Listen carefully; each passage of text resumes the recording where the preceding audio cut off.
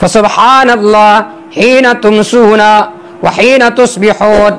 حضرت ابن عباس رضی اللہ عنہ فرماتے ہیں اوقات خمسہ قرآن مجید کی آیات سے ثابت ہے۔ اوقات خمسہ قرآن مجید کی آیات سے ثابت ہے۔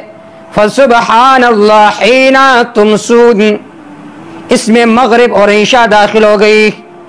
وحین تصبحون، اس میں فجر کی نماز داخل ہو گئی۔ وعشیا، پچھلے وقت، اس میں عصر کی نماز داخل ہے۔ وحین تظہرون، اس میں ظہر کی نماز داخل ہے۔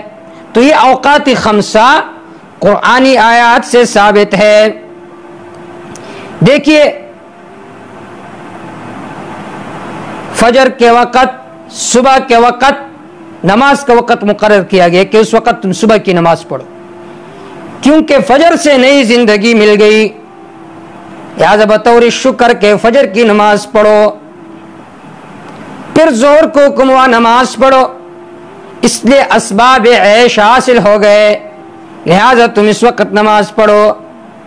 پھر عصر کو فرمایا نماز پڑھو، اگر ظہر کے بعد کچھ غفلت ہوئی تو تلافی کے لیے عصر کی نماز پڑھو۔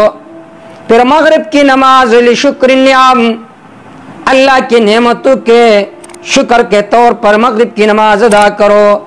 پھر عشاء کی نماز لحسن الخاتمہ، تاکہ خاتمہ اچھا ہو۔